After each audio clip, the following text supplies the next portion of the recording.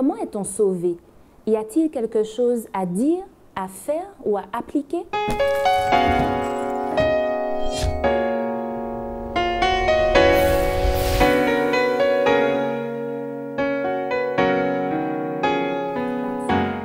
Bienvenue dans votre émission Autrement dit. Je vous retrouve avec plaisir et j'accueille également Marvin Martial et Patrick Luciat. Bienvenue à tous les deux. Avec qui nous allons entamer aujourd'hui une nouvelle série d'études autour du livre de Romains.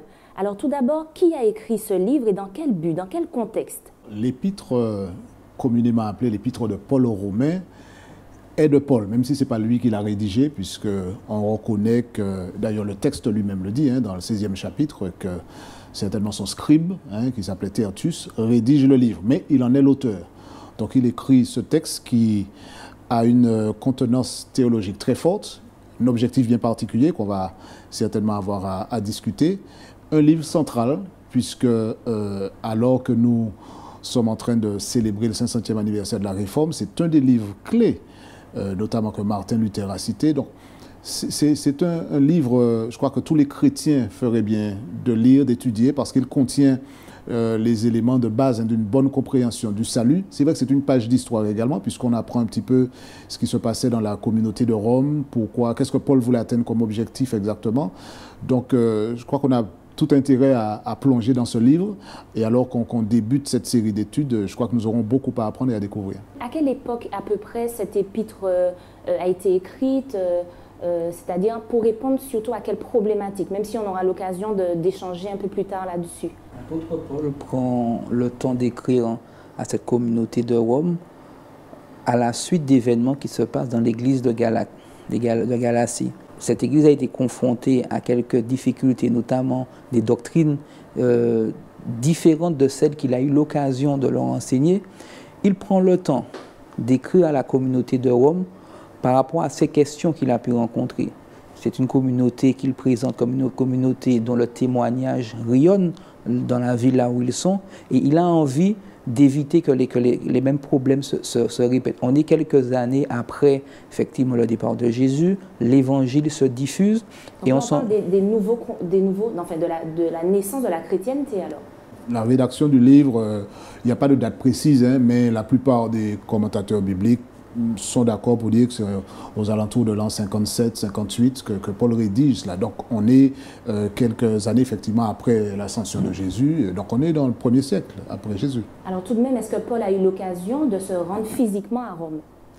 Au moment où il écrit le livre aux Romains, il n'y est pas encore allé, puisqu'il leur dit au chapitre 1er, « J'espère venir vous voir ». Il aura l'occasion, effectivement, et ça nous le verrons, de s'y rendre, mais dans des circonstances différentes dans lesquelles il aurait pu s'imaginer. Alors, dans quelles conditions, précisément, il atteint Rome? Lorsque nous lisons, effectivement, le livre des Actes, on s'en rend compte que Paul y va en tant que prisonnier. Paul, bien entendu, termine son tour, puisqu'il doit revenir à Jérusalem, et à ce moment-là, il se fait arrêter. Et alors pour quelle raison? Puisque l'évangile, effectivement, que Paul présente, l'évangile de Jésus-Christ, est un évangile qui est en désaccord avec la manière de voir des Juifs. Paul est arrêté, Paul est considéré comme un agitateur. Paul va demander va s'en référer à César. Et justement, c'est dans la suite des événements qu'il va se retrouver à Rome. Bien entendu, on se rend compte que son souhait de visiter cette communauté s'est réalisé, même si ce n'était pas ses plans. Alors finalement, est-ce que ça a servi sa cause plutôt que l'inverse d'arriver dans de telles conditions à Rome? Alors, Paul, c'est certainement quelqu'un qui c'est un philosophe, c'est un grand penseur, et c'est un chrétien convaincu également. Donc, il sait que toute chose concourt au bien de ceux qui aiment Dieu, pour citer ce même Paul. Par conséquent, lorsqu'il arrive à Rome, Marvin le disait très bien, dans des circonstances qu'il n'avait pas anticipées, parce qu'il pensait y faire un détour dans son trajet qui l'amènerait vers l'Espagne. En fait, son voyage vers Rome est retardé parce que les circonstances font qu'il sera emprisonné et que en tant que citoyen romain, il ne faut pas oublier qu'il avait la citoyenneté romaine, il en appelle à César et il se retrouve à Rome. Alors, les circonstances n'étaient peut-être pas favorables d'un point de vue extérieur, mais quelque part, Paul a toujours su tirer profit de cela et laisser Dieu agir, quelles que soient les circonstances. Et alors qu'il est assigné à résidence à Rome, il va quand même avoir une influence positive, encourager les frères. Et son courrier qui va le précéder est un véritable concentré de théologie, un événement incontournable pour tous les amoureux de la Bible, parce que Martin Luther, hein, qui est le champion de la Réforme, fait de ce livre-là un livre capital. Donc, il arrive à Rome, c'est vrai, dans des circonstances qu'il aurait souhaité être différentes, mais son courrier à Rome, qui est l'objet donc de l'épître, contient des éléments qui, à l'époque, ont fait du bien à la communauté, qui avait un objectif bien précis, et qui, aujourd'hui encore, est utilisé dans les communautés chrétiennes pour bien asseoir notre compréhension du salut, de la grâce, de la loi, etc. Donc, je crois que c'est extraordinaire de pouvoir étudier cette lettre que Paul a écrite, même s'il pensait aller à Rome lui-même dans des circonstances différentes.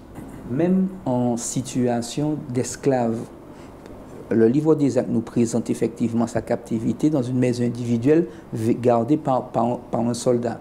Il recevait non seulement la visite de ces nouveaux croyants qui ont embrassé l'évangile de Jésus-Christ, mais aussi des Juifs de la ville, de ceux qui venaient échanger avec lui. Donc finalement, sa mission n'était pas entravée, c'est ce que tu sais te dire. Voilà. Tout simplement. Alors, une question me vient. Souvent, on entend dire, certains chrétiens disent qu'ils ont été mandatés par Dieu pour telle et telle mission et que Satan essaie de leur mettre des bâtons dans les roues. Alors, à l'image de l'histoire de Paul, est-ce qu'on peut dire que Dieu peut utiliser des situations défavorables pour, au contraire, servir sa cause? Qui est-ce qui commande? Et quel est le véritable pouvoir d'intervention et de nuisance de Satan? Cette question est fondamentale. Je crois que ça nous ramène à notre vision du monde. Comment est-ce que nous voyons les événements? Alors, fondamentalement, pour faire bref, parce que ça, c'est un sujet à part entière, la Bible dit que le monde entier est sous l'emprise du malin, c'est-à-dire que le malin a posé sa griffe, le péché est pratiqué sur toute la planète, et pourtant, à aucun moment, Dieu ne perd le contrôle. Il est toujours le souverain de l'univers, il est toujours le dirigeant suprême. Cependant, il y a beaucoup de choses qui se produisent dans la vie, qui sont des circonstances adverses que Dieu permet, mais dont l'auteur est le diable. C'est le diable qui va créer les accidents, etc. Donc quand Paul va se retrouver emprisonné avant d'être envoyé à Rome, certainement là encore, c'est le diable qui essaie de ralentir la progression de l'évangile. Il ne faut pas oublier que Paul est un apôtre qui a pris à cœur sa mission de prêcher l'évangile là où il n'y a pas d'implantation chrétienne. C'est pas d'ailleurs, il n'est pas allé à Rome au départ parce que c'est pas lui qui a implanté l'évangile là-bas. Il voulait d'ailleurs aller en Espagne, mais il avait de la considération pour ses frères de Rome. Donc, le diable va tout faire pour pouvoir ralentir la progression de l'évangile. Mais Paul et nous aujourd'hui, je crois que nous sommes appelés à penser dans cette même direction. Il sait que Dieu est aux commandes et même des circonstances adverses comme cela, Dieu peut les utiliser, Dieu peut permettre à Paul de dépasser cela pour que sa cause triomphe quand même. D'ailleurs, le diable a tout fait, mais malgré cela, la lettre de Paul aux Romains leur parvient. Lui-même arrive à Rome, certes, autrement que ce qu'il avait prévu, mais l'évangile, le vrai, la clarté à jeter sur cette question de justification par la foi, le salut, la loi, et tout cela arrive à se faire. Aujourd'hui encore, nous en bénéficions. Martin Luther en a bénéficié. Donc le diable n'a jamais pu freiner la progression de l'évangile, même si beaucoup d'événements, eh bien, il va les susciter pour essayer de faire en sorte que la mission ne puisse pas arriver à son terme. J'aimerais ajouter aussi que dans la Bible, on s'en rend compte au travers de l'expérience de différents hommes. Je prends l'exemple de Joseph. Joseph, effectivement, il n'était pas forcément dans les plans de Dieu qui sont dans cette situation. Pourtant, son passage en Égypte lui a permis de mettre en évidence la volonté de Dieu. Je prends l'exemple de Daniel. Daniel, l'objectif de Dieu, c'était que son peuple soit attaché à lui et que son peuple vive une vie pleine d'allégresse. Pourtant, effectivement, l'expérience de Daniel et de ses compagnons, mais aussi du peuple d'Israël, va emmener Dieu à utiliser cette situation et utiliser ces hommes volontaires, parce que tout comme Paul, Daniel, Joseph sont des hommes volontaires qui croient en Dieu et qui ont envie qui ont à cœur de pouvoir élever son nom. Et on se rend compte que nous aussi, les adversités, les situations difficiles peuvent se présenter. Nous faisons des projets, nous envisageons telle ou telle chose, mais nous ne savons pas. Et garder en tête que Dieu est aux commandes, c'est avoir de la stabilité même quand les choses vont mal. Parce qu'il est facile de se laisser décourager, de se laisser abattre, de dire « je ne peux pas ». Et on se rend compte ici que Paul ne se laisse pas décourager. Paul, pendant tout son trajet, Paul, effectivement, met en avant l'amour de Dieu, met en avant ce Jésus qu'il a rencontré. Et même ici, lorsqu'il est arrivé à Rome, il continue à le faire. Alors, j'aimerais revenir aussi sur ce que tu as dit, Patrick. Tu as parlé de la réforme qui a été initiée donc, par Martin Luther. 500 ans plus tard, où en sommes-nous? Quelles sont les questions qui agitent encore, qui divisent encore aujourd'hui dans nos églises? Alors, pour être optimiste, on pourrait dire, eh bien, 500 ans après, on a vraiment bénéficié des apports de la réforme. Et c'est vrai dans une certaine mesure. Il n'en demeure pas moins vrai qu'aujourd'hui encore, il y a de grands débats sur cette question de justification par la foi. Vous allez dans une église chrétienne, tout en croyant que le salut vient de Dieu, il y a encore beaucoup de personnes qui ont du mal à comprendre que ce n'est pas quelque chose que nous obtenons par mérite personnel après avoir observé la loi. Donc les mêmes débats qui agitaient les communautés en Galatie et quelque part aussi à Rome, parce que Paul écrit pour, c'est vrai par anticipation, empêcher que la même division qu'il y avait en Galatie ne se produise à Rome, mais il y avait quand même des petites escarmouches là-bas. Et aujourd'hui encore, il y a ces mêmes débats qui agitent. Peut-être pas dans la même proportion, c'est pas dans le même contexte, mais il y a encore des gens aujourd'hui qui ne sont pas au clair sur la manière dont le salut est obtenu et qui croient encore que c'est à travers une observation stricte de la loi qu'ils vont pouvoir être méritants devant Dieu et qu'ils vont recevoir en récompense le salut parce qu'ils ont réussi à cocher toutes les cases des choses à faire. Donc, l'héritage de la réforme, il est bien présent. Il ne faut pas oublier quand même qu'au Moyen-Âge, à l'époque, au XVIe siècle, notamment lorsque Martin Luther va placarder ses fameuses thèses, on est quand même dans un contexte où l'Église officielle pratique des choses qui sont renversantes. Arriver à marchander le pardon, le salut, à commercialiser la sortie de l'enfer ou du purgatoire. Il y a des doctrines qui étaient totalement infondées bibliquement. Donc Martin Luther, quelque part, avec la réforme, et en s'appuyant sur Romains, quelque part, va arriver à faire une véritable révolution dans le monde chrétien. Et aujourd'hui, nous sommes chrétiens, notamment les protestants, les héritiers de cette réforme. Est-ce que la réforme est terminée? Non, parce qu'il faut toujours continuer de faire valoir ces croyances-là qui sont toujours menacées. Il y a encore des croyances qui veulent annuler cette notion du salut en Jésus seul, par la foi seule. Donc, c'est un combat qui continue, mais aujourd'hui, je crois que nous pouvons dire merci à Paul d'avoir écrit un épître aussi important, et merci à Martin Luther aussi d'avoir donné plus d'ampleur à la chose et d'avoir créé un déclic lorsqu'il a lu l'épître aux Romains, qu'il a décortiqué et puis qu'il a produit cette œuvre extraordinaire. Alors, doit-on s'attendre à d'autres révélations comme Martin Luther en a eu probablement, qui vont également initier d'autres réformes? Des réformes, il y en a régulièrement. Peut-être pas de l'ampleur, effectivement, de celle qu'a connue, celle initiée par Martin Luther. Mais chaque fois que des hommes, des femmes lisent la Bible et reviennent à ce que dit la Bible, des changements se produisent, des prises de conscience qui produisent ensuite des changements. Chaque jour, chaque fois qu'un individu plonge son regard dans la Bible, il y a une mini-réforme qui sort. Je ne sais pas si vous voyez. Maintenant, c'est vrai qu'en termes de gros changements dans le fonctionnement des églises, je ne sais pas.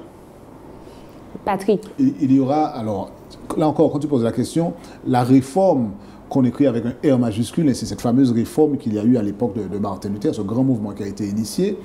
Je l'ai dit tout à l'heure, je ne pense pas qu'il faille attendre forcément qu'un jour il y ait un autre Martin Luther qui se lève. Je crois que le mouvement qu'il a initié, quand je dis qu'il a initié, en fait, la Bible présente un message qu'il a pu mettre en valeur parce qu'il était noyé sous des traditions diverses. Oui, mais peut-être qu'il y a d'autres croyances qui sont... Cette réforme-là se poursuit. Alors, est-ce que Dieu voudrait que notre regard soit plus affiné sur les Bibles. Oui, si c'est sa volonté qu'il suscite quelqu'un qui amène un éclairage nouveau, il le fera. Je crois cependant qu'en ce qui concerne le salut et les croyances fondamentales, l'essentiel est dans la Bible. La réforme a apporté quelque chose d'extraordinaire. Après, il appartient, c'est la prérogative divine de savoir s'il a dans ses plans de susciter quelqu'un qui va donner encore une autre impulsion. Mais je crois qu'il y a dans le texte biblique aujourd'hui et dans tout ce qu'a apporté les écrits des réformateurs, tout ce qu'ont apporté les écrits des réformateurs et d'autres personnes que Dieu a suscitées, il y a des éléments pour nourrir notre réflexion, pour nourrir notre âme et nous amener à focaliser sur Jésus. Parce que tout cela, c'est en fait une démarche qui nous amène à focaliser sur Jésus qui est l'auteur de notre salut. Et je crois que plutôt que d'espérer un nouveau Martin Luther du 21e siècle, essayons déjà de tirer profit de tout l'héritage que nous avons reçu. Alors, si je comprends bien nos échanges, Martin Luther avait été, a eu, on va dire, certaines révélations, en tout cas, à la lecture du livre de Paul, et apporté une vérité cruciale à l'époque. Tu disais, Patrick, le salut par la foi. Alors aujourd'hui, est-ce qu'il y a une vérité cruciale pour notre époque? Là, on est en 2017. Est-ce qu'il y a quelque chose, vous avez le sentiment que c'est une vérité fondamentale pour nous aujourd'hui de connaître? Je ne dirais pas que Martin Luther a porté, il a dépoussiéré, permis que les individus puissent avoir une lecture juste du texte biblique. Donc c'était une interprétation qu'il portait. Voilà, parce que quand Patrick parle effectivement du marchandage du salut, la Bible est claire.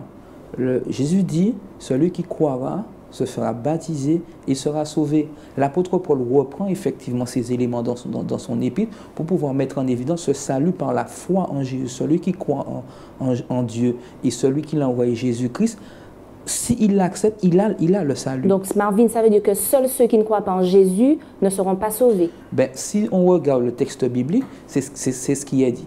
C'est d'ailleurs pourquoi Paul avait cet ardent désir de présenter Jésus à tous ceux qu'il présente. C'est pourquoi d'ailleurs quand Patrick disait qu'il attardait à aller à Rome parce qu'il n'avait pas fondé l'Église, quand on lit Romains 15, on se rend compte qu'il dit il préfère ne pas construire sur ce qu'un autre a bâti. Et c'est pour montrer qu'il a cet ardent désir de partager l'Évangile. Aujourd'hui, s'il y a une vérité, ce serait de bien comprendre cette logique du salut par la grâce. Nous avons le salut parce que Dieu nous l'offre. Maintenant, comment nous vivons cela aujourd'hui? Alors, ce que ça veut dire qu'en dehors de cette croyance dont tu parles, Marvin, en Jésus, tout ce qu'on peut faire à côté, c'est du bonus, c'est-à-dire la façon de vivre. Est-ce que ce sont des choses peut-être auxquelles on donne trop d'importance?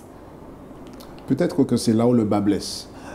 Il y a trop de chrétiens qui ont opposé la grâce et la loi, en disant à toute personne qui accorde de l'importance à la loi, ça y est, vous êtes des légalistes et vous ne croyez pas dans la grâce. Et dans l'autre sens d'ailleurs, ceux qui croient dans la grâce, le salut par la grâce, disent oui, mais vous oubliez la loi. Je crois qu'il ne faut pas dissocier les deux, mais il faut donner à chaque chose sa place. Nous sommes sauvés par grâce au moyen de la foi. Nous acceptons par la foi que le salut est gratuit, c'est un don de Dieu. Ça, c'est biblique. Et Paul le réaffirme. Martin Luther l'a remis, l'a dépoussiéré, pour reprendre l'expression de Marvin. Ça, c'est une vérité fondamentale. Maintenant, le fait que je sois sauvé par la grâce de Dieu, que j'accepte par les moyens de la foi, ne signifie pas que la révélation de Dieu, de son caractère à travers sa loi, c'est simplement une option et que je choisis ou pas de le faire. J'ai presque envie de dire que c'est un sous-produit justement de l'acceptation de la grâce. Quand j'accepte la grâce de Dieu, je reconnais Dieu pour qui qu'il est mon sauveur. Et à partir de ce moment-là, je le laisse me guider. Le Seigneur ne peut me guider que dans la bonne direction, que dans l'observation de ce qu'il a prévu pour moi. Sans tomber dans les extrêmes qui feront que, à la moindre erreur, je ne peux pas considérer que mon salut est irrémédiablement perdu. Donc il y a des extrêmes. Mais je crois qu'il faut réconcilier la foi et la grâce du moins et la loi, et ne pas tomber dans ces travers qu'ont certains de dire, voilà, il suffit de croire dans le salut par la grâce, et puis on n'a pas besoin d'observer la loi. C'est démenti par l'apôtre Paul, par les évangiles, par une lecture attentive du texte biblique. On ne peut pas aller dans cette direction. Ce n'est pas raisonnable. Le Christ lui-même a dit que sa loi ne disparaîtra pas. À nous maintenant de ne pas faire de la loi un moyen de salut. Et Paul s'emploie à le démontrer, notamment dans l'Épître aux Romains. Alors, on va le voir tout au long du trimestre, puisqu'on va étudier Paul Romains tout le trimestre. Le salut, c'est une question vraiment centrale dans ce livre, mais finalement, est-ce que c'est pertinent pour nous de débattre comme ça du salut qui peut déclarer finalement que quelqu'un a le salut? Est-ce que c'est une notion qui est individuelle, qui est collective? Est-ce que c'est vraiment pertinent qu'on en parle depuis l'époque de Paul aux Romains jusqu'à aujourd'hui? Aussi, moi je crois plus que jamais. Ça l'était à l'époque de Paul. Il va d'ailleurs en faire l'objet de son épître, essentiellement le salut pour tous, juifs ou gentils.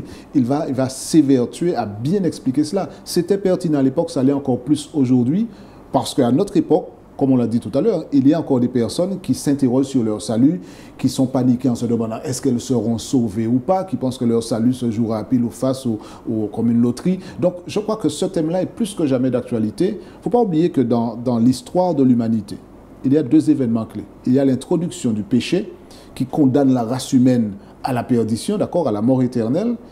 Et puis il y a le salut gratuit offert par Dieu et matérialisé notamment par le sacrifice de Jésus sur la croix. Et c'est justement parce que c'est un élément central de l'histoire de l'humanité. Où serions-nous, nous qui parlons là et tous ceux qui nous écoutent?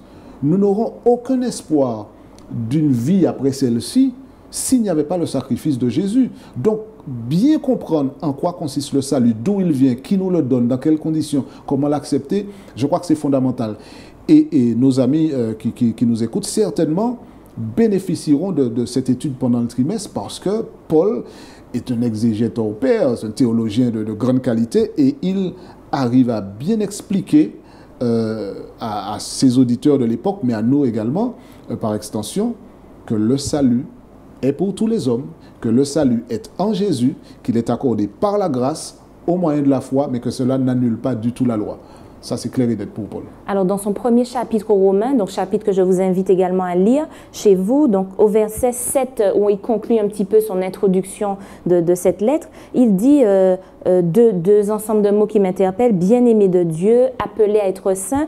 Alors, s'agissant de bien-aimé de Dieu, est-ce que ça veut dire que Dieu a des chouchous, des privilégiés? Et si oui, qu'est-ce que le peuple, ces chrétiens de Rome ont fait pour bénéficier d'un tel statut? C'est vrai que quand on lit ce verset, on pourrait se dire que ces chrétiens particulièrement ont ce statut particulier. Mais quand on lit d'autres écrits de Paul, on se rendra compte que tous ceux qui ont accepté Jésus sont appelés bien-aimés. Parce que l'amour de Dieu est pour tous ceux qui veulent bien l'accepter. Donc l'amour de Dieu n'est pas inconditionnel parce qu'il est sous-tendu par l'acceptation, la croyance en lui. Alors l'amour de Dieu est pour tous les hommes. D'ailleurs, c'est pour cela que Dieu envoie Jésus afin d'être ce pont entre la Trinité et l'humanité. Jean 3, verset 16 nous dit « Car Dieu a tant aimé le monde. » Dans le monde, il y a tous ceux qui résident sur cette terre. Par contre, il y a ce groupe d'hommes et de femmes qui acceptent Jésus, qui acceptent ce qu'il est, qui acceptent Dieu, qui reviennent sous son autorité. Et bien entendu, c'est comme quand on est dans notre vie de tous les jours, il y a tous ceux qu'on apprécie, et puis il y a sa famille, ceux qui sont proches de nous, les plus près de nous. Et souvent, on a un attachement particulier pour eux. Et c'est pourquoi, notamment ici, Jésus a un attachement particulier pour ceux qui l'acceptent. Maintenant, l'idée, c'est de les emmener à l'accepter, mais à changer leur fonctionnement, leur manière de vivre. Et d'ailleurs, c'est pourquoi il dit « appelés à être saints ». Vous êtes des bien-aimés, mais vous êtes appelés à entrer dans cette démarche de sanctification, cette démarche de perfectionnement pour que vous puissiez lui ressembler. Alors, c'est quoi un saint? Alors, si vous demandez cela à quelqu'un, un citoyen lambda, il risque de tomber dans la définition classique. Un saint, c'est quelqu'un qui est déjà mort il y a longtemps et dont le nom apparaît sur le calendrier. La vision biblique est différente. Sont déclarés saints des personnes comme vous et moi qui ont simplement accepté Jésus, accepté son salut, accepté son amour, répondu à son amour et qui acceptent de se laisser guider par l'Esprit Saint. Alors ça, c'est ton interprétation, Patrick, parce qu'aujourd'hui, quand on appelle quelqu'un saint, c'est quelqu'un qui est parfait, qui a une vie exemplaire. Dieu est saint. Justement, il nous faut pouvoir faire exploser en vol cette définition qui est plus basée sur une tradition que sur une réalité biblique. Là encore, la sainteté dont Paul parle ici en s'adressant aux Romains n'est pas synonyme d'infaillibilité ou de perfection. D'ailleurs, à aucun moment dans la Bible, on ne signale que les Romains étaient parfaits ou infaillibles. C'est pour ça d'ailleurs qu'il dit « appelez à être saints ». Tout à fait. Alors, c'est vrai que sur cette expression-là, il y a certaines nuances de compréhension, mais quoi qu'il en soit, nous sommes appelés saints ou appelés à être saints. Ce n'est pas parce que nous sommes parfaits ou pas. C'est simplement une question d'être guidés par l'Esprit de Dieu. Donc l'idée selon laquelle nous ne pourrions pas être appelés saints ou être appelés à devenir saints parce que nous commettons des erreurs, je pense qu'elle ne résiste pas à un examen des Écritures. Parce que Paul lui-même, qu'on appelle souvent Saint Paul, il a commis des erreurs avant d'écrire Romains, pendant l'écriture de Romains et après. Donc pour vous, la sainteté, c'est un chemin, ce n'est pas un état. La sainteté, c'est les deux, j'ai presque envie de dire. Il vit dans la sainteté, qui n'est pas la même que la sainteté de Dieu. Dieu et l'homme, il y a une différence de nature, hein, pas de degré, d'accord? Donc, il est question pour nous de bien comprendre que nous vivons dans la sainteté, nous sommes appelés à le faire, mais nous ne sommes pas figés, ce n'est pas une démarche statique, nous sommes chaque jour appelés à grandir dans la sanctification, si j'ai envie de dire, d'accord? Donc, je crois qu'il faut sortir du schéma classique où le saint, c'est quelqu'un qui a une auréole, qui est assis sur une chaise, sage comme une image, avec une grande robe blanche, etc., plutôt vieux, hein, de préférence. Et non, je crois que vous et moi, nous sommes appelés à être saints, à nous laisser guider par l'Esprit, transformer par l'Esprit de Dieu, et à marcher une marche peut-être qui va inclure des moments où nous allons glisser, mais justement la présence de l'Esprit en nous fera que nous allons nous relever. Donc, réserver le mot saint à des gens qui sont infaillibles, condamnent l'ensemble de la race humaine à ne jamais pouvoir porter cette étiquette-là. Alors Marvin, tu parlais de ressembler à Christ aussi dans ta réponse. Jusqu'où sommes-nous appelés à ressembler à Christ? Autant qu'il est possible à Dieu de nous transformer, autant nous sommes en mesure de le laisser nous transformer, parce que sa volonté, c'est de nous emmener progressivement à entrer dans ses plans, dans ses projets. D'ailleurs, lorsque l'homme a été créé, Dieu a déclaré que tout était bon. Non seulement la terre qu'il avait créée, mais l'homme. Donc, l'idée, c'est de revenir à cet état originel. Et Dieu, dans son accompagnement, nous emmène à comprendre qui il est, comprendre ce qu'il veut pour nous et nous emmener à faire des choix différents peut-être de ce que nous avons peut-être fait avant, comme l'apôtre Paul. L'apôtre Paul a fait des choix et finalement, à un moment donné, il a été arrêté, il s'est rendu compte que ce qu'il faisait n'était pas du tout bon et il a changé de direction. Et c'est dans cette démarche finalement de ressemblance chaque jour que nous sommes appelés à entrer. D'ailleurs, mais ce n'est pas de nous que ça vient. On pourrait se dire, bon, je fais tous mes efforts, les efforts nécessaires pour que chaque jour j'évite de faire ça, donc je deviens un petit peu saint chaque jour. Ce n'est pas ce que Dieu me demande. Dieu nous demande simplement de nous laisser guider par lui. D'ailleurs, quand je lis Jean chapitre 1er, le verset 12, il dit « Mais à tous ceux qui l'ont reçu et à ceux qui croient en son nom, elle a donné le pouvoir de devenir enfants de Dieu. » Voici la volonté de Dieu, que nous devenions ses enfants, ses bien-aimés.